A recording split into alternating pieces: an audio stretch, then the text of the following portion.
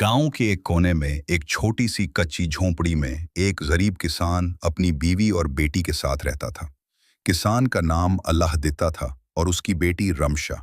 अल्लाह दित्ता सारा दिन खेतों में काम करता, कभी कभी मजदूरी भी करता, लेकिन आमदनी इतनी न थी कि आसानी से घर चले। रमशा एक ज़हीन और मेहनती बच्ची थी। जब दूसरे बच्चे खेलने में वक्त ज़ाया करते, वो अपनी पुरानी किताबों के साथ बैठकर पढ़ती। उसके पास स्कूल की मुकम्मल कापियां या यूनिफॉर्म तक न थे, लेकिन इसके ख्वाब बहुत बड़े थे। रमशा रोजाना कई किलोमीटर पैदल स्कूल जाती, कभी नंगे पांव, कभी पुराने जूते पहनकर।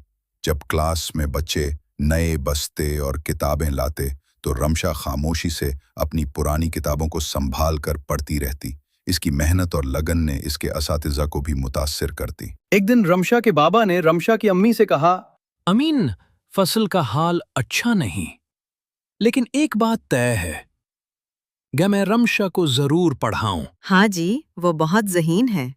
रोज स्कूल जाती है, कभी थकी नहीं, कभी शिकायत नहीं की। इतने में रमशा घर आती है और कहती है, आज उस्ताद साहब ने मुझे सबके सामने शाबाशी दी।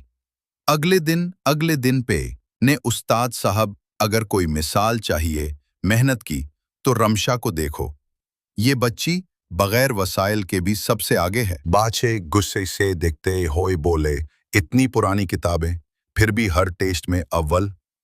रमशा की माँ आमना हर रोज उसके लिए थोड़ी सी चाय और एक रोटी तैयार करती।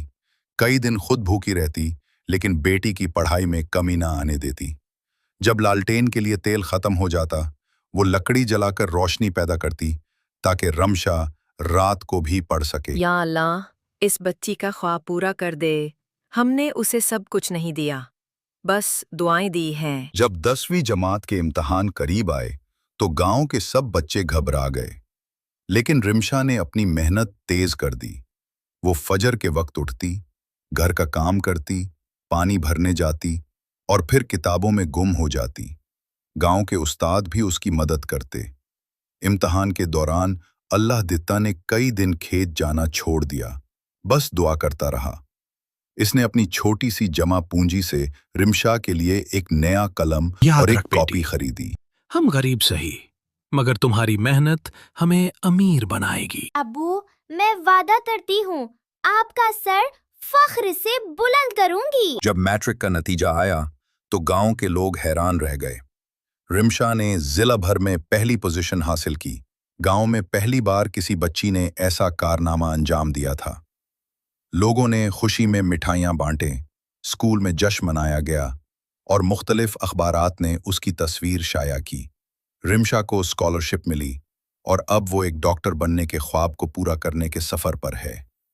जब लोगों ने उससे कामयाबी का राज पूछा तो उसने सिर्फ इतना कहा, तो मेरे वालिद की मेहनत, मेरी माँ की दुआएं और मेरी लगन ने मुझे यहाँ तक पहुँचाए हो। ये कहानी हमें सिखाती है कि हालात चाहे जैसे भी हों, अगर इरादे मजबूत हों और मेहनत खुलूस से की जाए तो कामयाबी ज़रूर कदम चूमती है। रमशा ने यह साबित किया कि ख्वाब गुर्बत नहीं देखते।